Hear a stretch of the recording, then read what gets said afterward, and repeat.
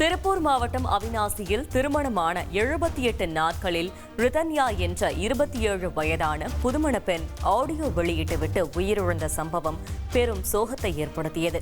இந்த சம்பவத்தில் தங்களது மகளின் இறப்புக்கு நீதி கேட்டு போராடி வரும் ரிதன்யாவின் பெற்றோர் உள்ளிட்டோர் எதிர்க்கட்சித் தலைவர் எடப்பாடி பழனிசாமியிடம் ஆதரவு கோரினர்.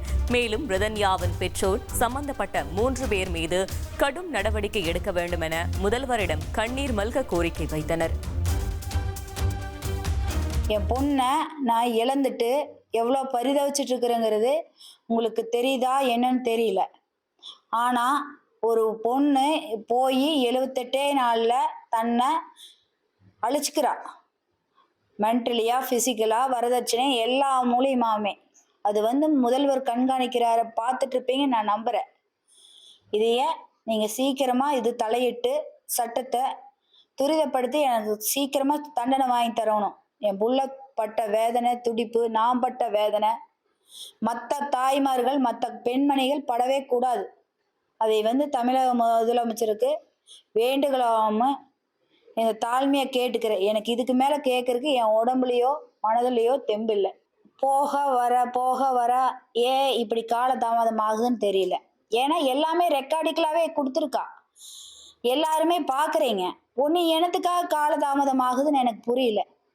எதுக்காக விசாரணை, என்னத்துக்கு விசாரணை? எல்லாமே ஒரு பொண்ணு போலியே பண்ணலையே, தன்னையே அழிச்சுக்கிட்டா. எல்லாத்தையும் ரெக்கார்டிக்கலாக சொல்லி போட்டு அழிச்சுக்கிட்டா. ஒன்று எதுக்கு காலதாமதம் எடுத்துட்டு சட்டங்கள் இவ்வளோ காலதாமதப்படுத்துதுன்னு எனக்கு தெரியல. நாங்கள் போக வரங்கிறது என்ன எனக்கு முடியல. என் புள்ளை இழந்துட்ட நான் எப்படி அலைஞ்சிட்டே இருக்க முடியும்? இந்த முதலமைச்சர் இது தலையிட்டு சீக்கிரமா இதுக்கு ஒரு நியாயத்தை வாங்கி எனக்கு கொடுக்கணும். எனக்கு மட்டும் இல்லை, எல்லா பெண்களுக்கும் எல்லா தாய்மார்களுக்கும். எங்கள் பொண்ணு இறந்துட்டா, அந்த வேதனையும் துக்கமும் எத்தனை வருஷம் ஆனாலும் தீராது. அதுக்கு ஒரே பரிகாரம், அந்த பொண்ணுடைய வாழ்க்கை முடிஞ்சு போச்சு. அந்த பொண்ணுக்காக, என்னுடைய பொண்ணுக்காக நான் இப்போ பேசலை. இனி உலகம் முழுக்க இருக்கிற பெண்களை பெற்ற தகப்பனா நினச்சி நான் பேசுகிறேன். எந்த பெண்ணுக்கு இந்த மாதிரி ஒரு கொடுமை வரக்கூடாது அப்படின்னா கண்டிப்பாக ரிதன்யாவுக்கு ஒரு நல்ல தீர்ப்பை இந்த அரசாங்கம் கண்டிப்பாக வாங்கி கொடுக்கணும்.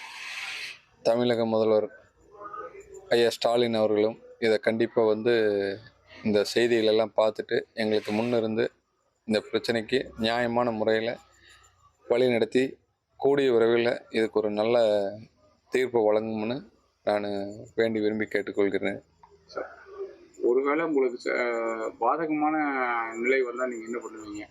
அதாவது இந்த தாமதப்படுத்திட்டே போகக்கூடிய காரணங்களை நிறைய பண்ணாங்கன்னா என்ன செய்வீங்க? தாமதப்படுத்த பண்ண மாட்டாங்கன்னு நம்புகிறேன். அப்படி தாமதப்படுத்தினா அதை எந்த விதத்தில் அணுகிறதுன்னு அதுக்கும் எல்லாம் முடிவோடு தான் இருக்கா.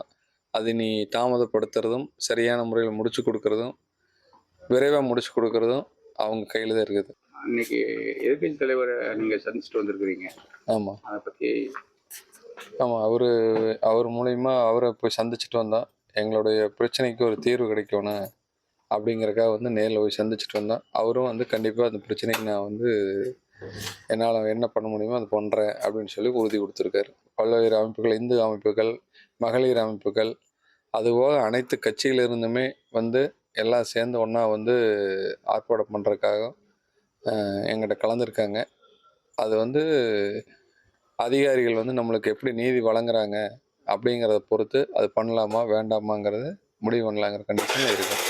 அவங்க நல்லபடியாக நம்மளுக்கு எல்லாம் நல்லபடியாக பண்ணி கொடுத்துட்டாங்க அப்படின்னா அடுத்த கட்ட நடவடிக்கைக்கு போக வேண்டிய அவசியம் இருக்காதுன்னு நான் நம்புகிறேன். ட்ரெண்டை ஃப்ரெண்ட் ஆக்கிக்கோங்க. 2.5 கோடிக்கும் அதிகமான தந்தி டிவியின் சப்ஸ்கிரைபர்ஸ் அண்ட் ஃபாலோவர்ஸ் குடும்பத்தில் நீங்களும் இணையுங்க.